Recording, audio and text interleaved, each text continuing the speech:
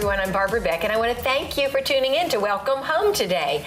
I know some of you wonderful moms are out there listening and wondering what to do with your children this summer. Well, let me tell you, we have a super event just around the corner that you're going to want your kids involved in as an opportunity to serve and get to know a VIP family. Well, what does that mean?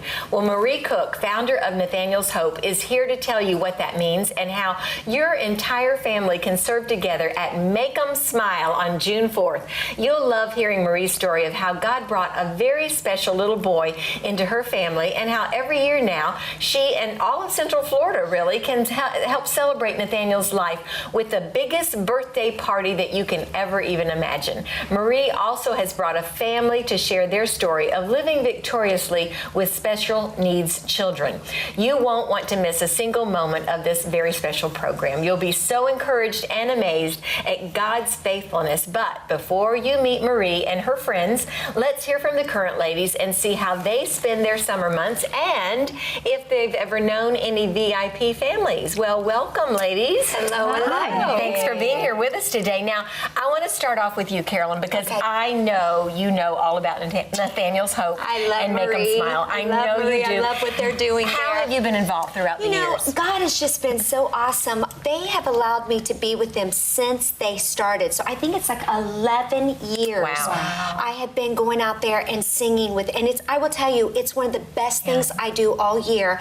You know, we get to do worship and just encourage these people who are pouring out every day. When you hear these people's testimony, it's not just their children, it is the caretakers who just are pouring out every day. Sometimes, if it wasn't for Maria and what they do, it's their only 2-hour break they have. I mean, it's incredible. And then we bring all the kids up on stage with us and we let them sing I Believe I Can Fly.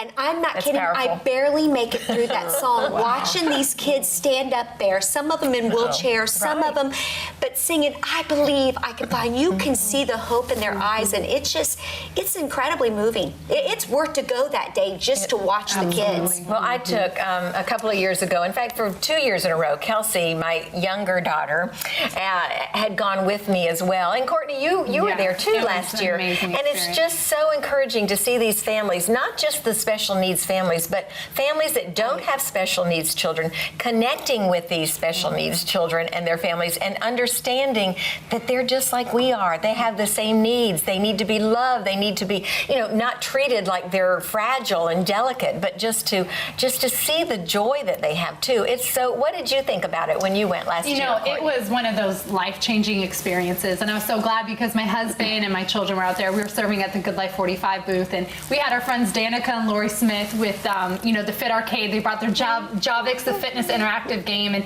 it was so cool because they retrofitted it for every child that had a different disability. And so when these kids stepped up, that spirit of competition rises up in you. And they didn't see their disabilities, they saw their ability. And it was so fun because my son was 7 years old at the time, and he was helping work that, and he was encouraging the kids to go and to move, and just that day of serving as a family. And I'll never forget Steve, our CEO, we were all out there, and there was a family that came up, and the boy had autism, and I could just tell the father was kind of off to the side. He was trying to calm him down, and the father was just weary. He was worn down. He was exhausted. And he came up to our booth, and we just reached out to him, and it was a moment just to pour into that family with prayer. And we encircled that family, we poured into them, we ministered to them, and then after that, we ignited them with joy and had them do the Fit Javix game. And so for that one moment, like Barbara said, it's just a couple hours, but for that one moment, that family got to play together and to reinstill the joy that really has knit them together. And, the last moment for me that was life-altering was, after we had packed up the booth, and it was a great day,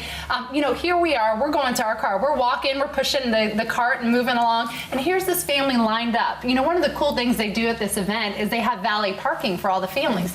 But the difference between this valet parking, if you're going out to a ritzy area and all these fancy cars are driving up, all these cars that were coming up were retrofitted. They had, gates lifting down and wheelchairs going in. And my son just looked at the line and he's like, wow, Mom, we really are blessed, aren't we? So I would encourage families to get out and serve, go love, go connect connect. Come out and volunteer at the Good Life table and just minister to these families because they need it. So I am reading this book right now that has been introduced to me by a woman named Sylvia Gunter, and she's out of Birmingham, and her life's ministry has been about the Holy Spirit and praying blessings over the Holy Spirit. And so I just got the book the other day, but it gives you almost 40 blessings from the Holy Spirit. And so my goal is to pray one over Chris each night when we're getting ready to go to bed. So yesterday, or 2 days ago, was day one, and day one was on identity and legitimacy. And so there were the neatest things in this blessing about how God knit together all 23 pairs of our chromosomes perfectly for each person. And God pulled together over 10,000 genes perfectly for that person, that we are intended to be exactly the way we are. And as I was reading it, I didn't even think about the show, but as I was reading it, I was thinking, gosh, I need to pray this particular blessing over each of my children so that they're reminded that we are made in God's image, perfectly in God's image. And while that looks different for each one of us, God intended for us to be exactly the way that we are. And being that way, we're glorifying Him.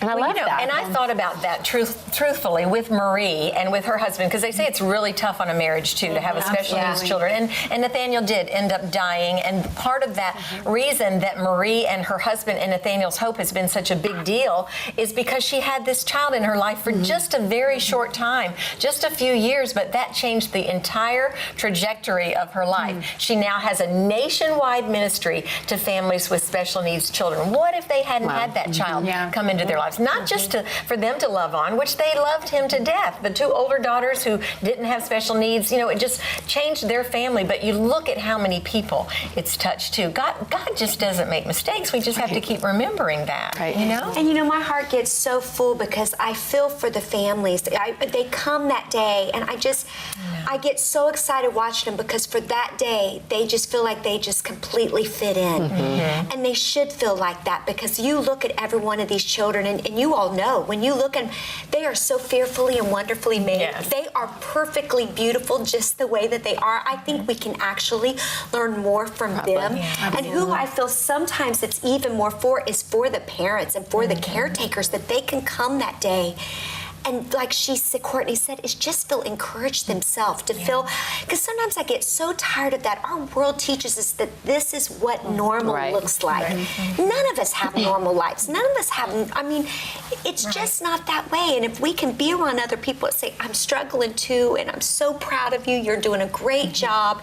And that's what Marie and them are doing, is they're just being wind underneath. And for every church out there that is taking this program and doing it, you hear the changes that it brings to their church. I think it's just having that heart of Christ to take care of them. Well, and there's something that she has initiated, which is called a buddy break that you're talking about. That all of the different churches, any church in the United States that wants to have this kind of a program, they can implement this and have where I can go with Charlie. I've actually tried to sign up to do this with my number one grandson, number one in birth order only, of course. No favoritism, right, Kristen? Right. So we're planning to go and to just give that family that 2-hour break. And if you are in a position where you have children and grandchildren and you're wanting to serve and you can't go on June 4th, you can go anytime to a church and be a part of this buddy break, which I think is so important for our kids, Leanne, to be able to see children that have special needs when we're not having those kids at home necessarily. How do you deal with that? Well, my daughter has joined a club at her school called Best Buddies, and so it's the same thing. I actually have a really good friend who has a child with Asperger's disease, and while that's not as it shows on the outside, it's a whole bunch of emotional issues, and we've talked at length at how hard it is because she has 2 other children and trying to figure out how to best care and best put him in the right spot. he is so wonderful, and I just, they adore him. And we just keep encouraging everybody just to love him for exactly what you said. I love that God knit us and made us just who we're supposed to be, whether it looks like. And to help our children understand that we all have special needs. We're all special needs children. It may not look like a physical handicap or a mental handicap. It might, but we are all, because of what you said, and the Bible says fearfully and wonderfully made in different ways, and we all have needs. And for our kids to understand that is so important. Well, and in talking about normalcy, too, our sweet friend Giselle Worthington, who is part of our current team, taught me this morning. She said the best thing. She said, we need to not strive for perfection, but for excellence. Right. And there's no, perfection. The world tries to tell us this is what perfect looks like. They're changing magazine covers, airbrushing, photoshopping, all of that. Well, perfection isn't what we're striving for.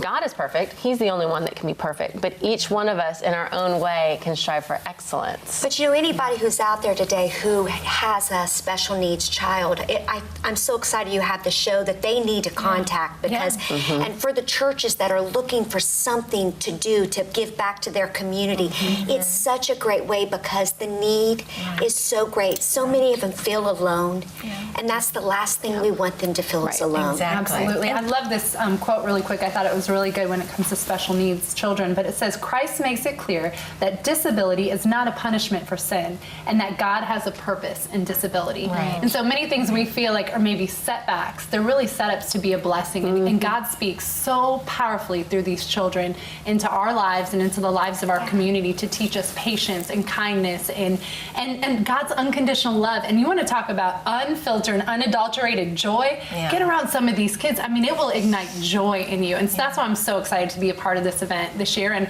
I hope all the ladies will come out, and we'll have some volunteers join us at the Good Life table. Yes, let's come And for our children and our grandchildren to get out there and to see what this looks like, and to know that it is really, it is a pretty common thing. And when, I don't know, Carolyn, you know the numbers? I mean, there are thousands. It's like 26,000. It was crazy last year. It's huge. And I mean, there's Chick-fil-A out there. There's bounce houses. It's a lot of fun. So many people are coming together to support these beautiful people. And we just want to encourage everybody, come out and support Maria and them. And I don't think our children or grandchildren will be the same once they've done that, experienced that, and seen that joy that you're talking about. That is going to change. So yes, on June 4th, you Got it. we will be there. That's great. Courtney, tell our ladies how they can become Absolutely. involved. Well, we want you to go to our current Facebook page and Instagram page, and we will have all the information up for Nathaniel's Hope Make 'em Smile event. And we want to hear from you. If you're a family that has a special needs child, if maybe you need extra prayer encouragement, we are here to support you in your journey. So please log on, share your journey with us, and we want you to know we're here for you and we love you. Thank you, ladies. Appreciate you being here with us today. We're going to see everybody on June 4th out and Make 'em Smile, right? Date. Yeah. All right. And hopefully we'll see all of you as well. And viewers, you're in for a treat as we talk to Marie Cook and the family that she has brought, who has not one but two special needs children that they're going to be telling us what their journey is like and their story is like, and how the Lord is so in their family. You're going to be encouraged, so stay with us.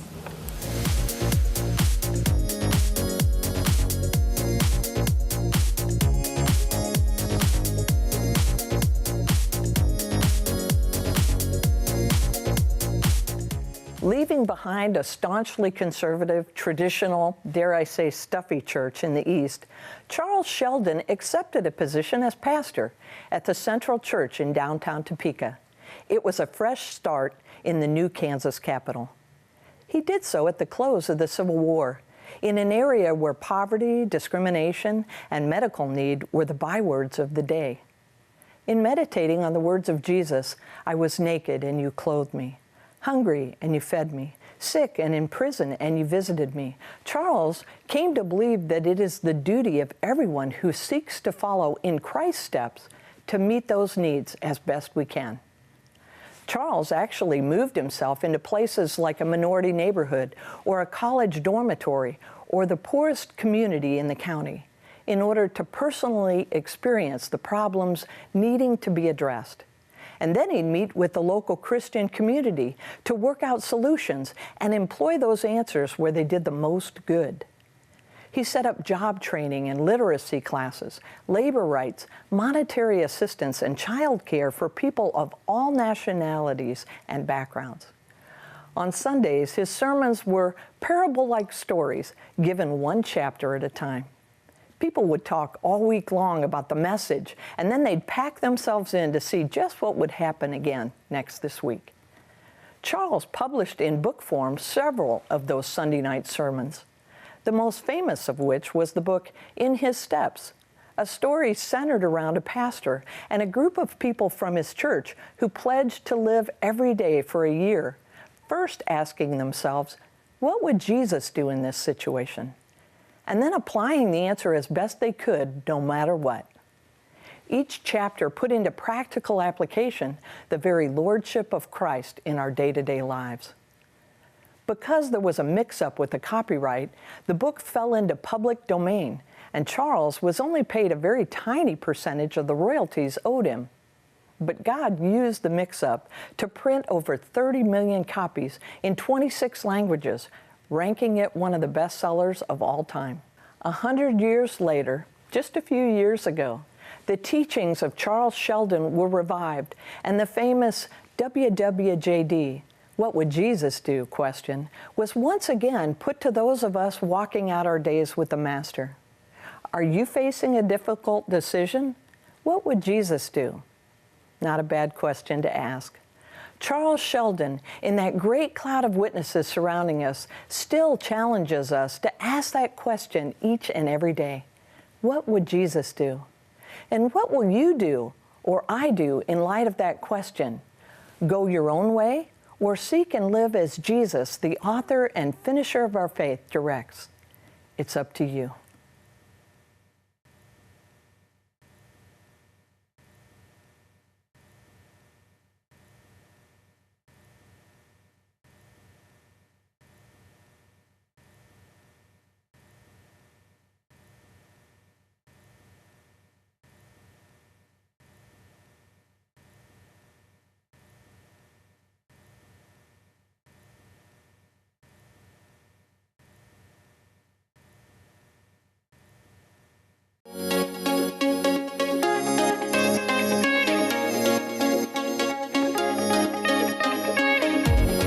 So glad that you're part of our program today here in Welcome Home. We've been having so much fun talking with the current ladies, and now we have one of the stars of the show. I'm not going to say the star, because after Marie Cook, we also have a wonderful family here to talk about special needs and their children and the challenges that they face. But first of all, I am honored and privileged today to reintroduce you to Marie Cook. You've been here just a few times, Marie, right? I have. Good friend of TV 45. Love you. Love having you on. This is the 14th year of Make 'em Smile, right? It is. It's a big party we're having to celebrate kids with special needs, and coming up real soon here in June. Now tell us about why that ever even happened. What's the story on your family? You have two beautiful daughters, and then you also had a wonderful son. Yeah, a little boy named Nathaniel, who I was sitting here thinking it's hard to believe that he would be 19 years old this year.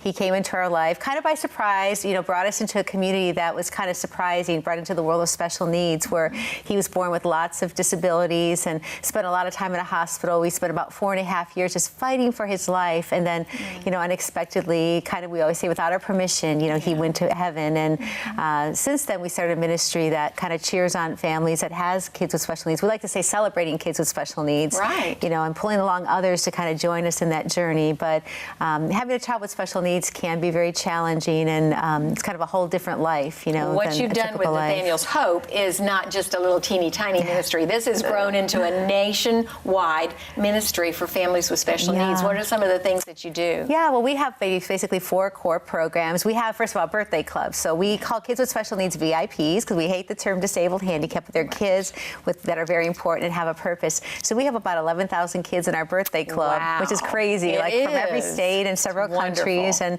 we send them little bears. We got a little bear here. We send them in birthday cards and all. So that's one program. At Christmas time, of course, you guys have been a part of that. We open up a big toy store and provide toys for families, and go into hospitals on Christmas Day.